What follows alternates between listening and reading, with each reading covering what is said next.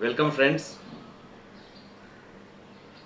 आज हम लोग बात करेंगे कि हमारा रिटर्न गया कहाँ।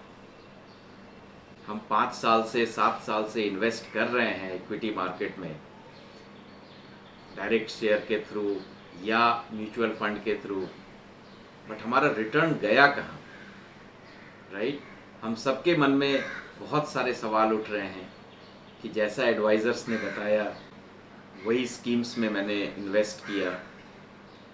मैं लॉन्ग टर्म इन्वेस्टर हूँ, मुझ में बहुत पेशेंस है, मैं हर महीने थोड़ी थोड़ी सेविंग कर रहा हूँ, राइट। मैं बिल्कुल जैसा मुझे बताया गया मैं बिल्कुल वैसा ही फॉलो कर रहा हूँ। फिर आखिर क्या बात हुई कि मेरे रिटर्न्स मुझे ठीक नहीं दिखाई दे रहे हैं, राइट। इनफैक्ट कुछ केसेस में तो वो काफ़ी नेगेटिव भी हैं। ये देखिए, ये दो इन्वेस्टर्स के रिटर्न्स हैं। मेरे काफ़ी क्लोज हैं, इसलिए उन्होंने मेरे साथ शेयर किया। और आप, मुझे पता है कई आप में से कईयों के साथ भी ऐसा ही हो रहा है। सो आइए चलिए देखते हैं कुछ फैक्ट्स। पहला फैक्ट है नए इन्वेस्टर्स का मार्केट में आना। नंबर ऑफ फोलियोज 350 लाख से 700 लाख के ऊपर चले गए हैं, मतलब ऑलमोस्ट डबल हो गया है मार्च 13 से मार्च 20 के मुकाबले। दूसरा फैक्ट है इक्विटी के तरफ लोगों का झुकाव। एक तो ज़्यादा इन्वेस्टर आए, दूसरा ज़्यादा मात्रा में पैसे लेकर आए। अगर हम देखें कि म्यूचुअल फंड्स के AUM जो कि 2 लाख करोड़ से भी कम थे इक्विटी साइड के, जो अभी 10 लाख करोड़ के आसपास पहुंच गए हैं, 10 लाख करोड़ से ज़्यादा हो गए हैं, उसमें लगभग 7-7.5 लाख करोड़ का नेट इनफ्लोज है। सो 2 लाख करोड़ प्लस 7.5 लाख करोड़, करीब करीब 9.5 लाख करोड़ की हम बात कर रहे हैं। तो जो एक्स्ट्रा रिटर्न है वो बहुत ही छोटा अमाउंट है। सो ये पूरी बढ़ोतरी 2 लाख से 10 लाख करोड़ की एक्चुअली इनफ्लोज के कारण है, न कि रिटर्न्स के कारण। हमें दो प्रकार से AUM बढ़ता हुआ दिखता है, या तो इनफ्लोज आने से या दूसरा मेरे रिटर्न्स के बढ़ने से। सो यहाँ रिटर्न्स मुझे बनता हुआ नहीं दिखाई दे रहा है। जबकि अगर आप देखेंगे तो हाउस होल्ड्स के एसेट्स इस दौरान बढ़े हैं, इक्विटी मार्केट की ओर गए हैं। इसमें कुछ हद तक अगर आप देखें तो डीमोनेटाइजेशन के बाद ये रफ्तार और ज़्यादा तेज हुई है, जिसे हम फाइनेंशियलाइजेशन ऑफ एसेट्स बोलते हैं। सो अभी भी हालांकि अगर आप देखें राइट साइड चार्ट में, तो equity assets compare to other assets अभी भी कम है और इसके बढ़ने की गुंजाइश अभी भी है। सो हम ये सोच सकते हैं कि डायरेक्टली और इनडायरेक्टली लोगों का इक्विटी मार्केट में आना जारी रहेगा। तीसरा फैक्ट, अगर हम साल दर साल सेंसेक्स की रिटर्न की बात करें, एनुअलाइज्ड रिटर्न की बात करें, तो ये पिछले कई सालों से ये हमारे जो लॉन्ग टर्म एवरेज की जिसकी हम बात करते हैं 11-12% की, उसके मुकाबले काफ़ी कम है। अगर आप देखेंगे तो जो बॉक्सेस मैंने राइट साइड में बनाए हैं वो अधिकतर सिंगल डिजिट में है। इसमें बहुत बड़ा योगदान पैंडेमिक अनाउंस होने के बाद, लॉकडाउन शुरू होने के बाद मार्च के महीने में मार्केट में एक ज़बरदस्त फॉल आया था, आप सबको पता है, जिस एक महीने के फॉल ने हमारे रिटर्न को काफ़ी डेंट कर दिया।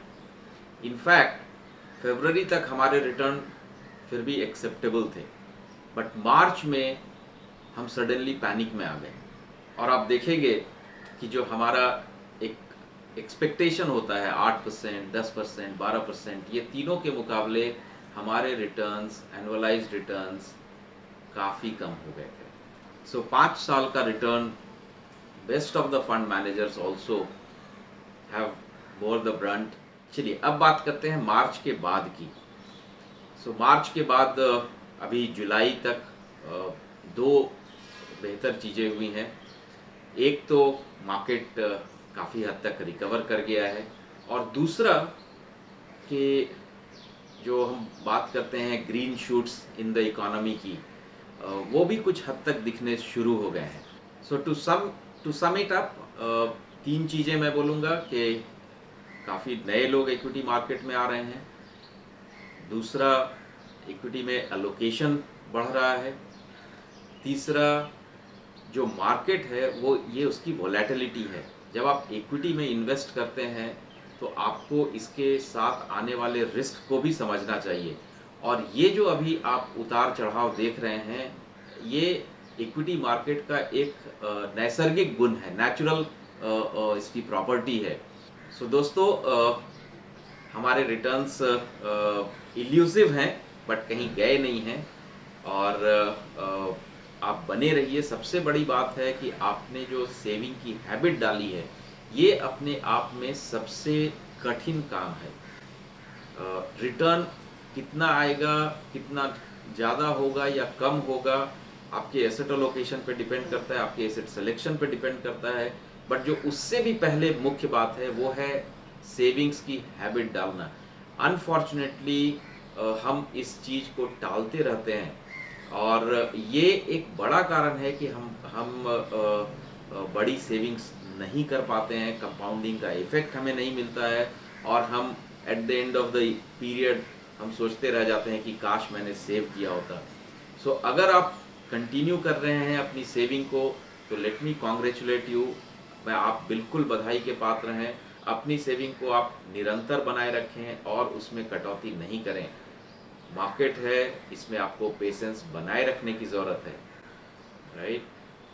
पेशेंस बहुत बोरिंग होती है, मुझे पता है, बट यही बोरिंग आपके आपके रिटर्न्स और आपके फाइनल कॉर्पस को डिटरमिन करेगी। अगर आप इम्पेशेंट हो जाएंगे, आप सोचेंगे मैं अभी विड्रॉ कर लेता हूँ, फिर बाद में मार्केट नीचे आएगा लगा दूंगा, ऐसा सोचना होता है बट हो नहीं पाता है। जैसे ही आप पैसे विड्रॉ करेंगे, सेल कर देंगे, वो पैसा कहीं ना कहीं आपका खर्च हो ही जाएगा, और वापस उसको रिप्लेनिश करना इतना आसान नहीं होता, हमारी हैबिट नहीं बन पाती है। और एक बार हम डर कर पैसा निकालते हैं तो दोबारा उसमें फिर हाथ डालने में बहुत परेशानी होती है। सो मैं तो एक शब्द में कहूँगा कि आप you just sit back and relax. आप शांति से बैठें, पेशेंस रखें। ये मार्केट है ऊपर नीचे, इसकी फितरत है। शॉर्ट टर्म में हो सकता है आपके रिटर्न एक्सपेक्टेशन नहीं मैच हो रहे हों, लेकिन in the long run you should have that kind of confidence. छोटी सी बात कि मुझे अपनी हैबिट को मेंटेन करके रखना है, मुझे अभी इम्पेशेंट नहीं होना है, और मार्केट है ये, इसकी वोलेटिलिटी उसकी फितरत है। ये तीन चीज़ें मैं आपको चाहता हूँ कि आप अपने दिमाग में रख लें और अपनी सेविंग्स और इन्वेस्टमेंट के साथ कंटिन्यू करें। थैंक यू दोस्तों, अगले वीडियो तक के लिए नमस्कार।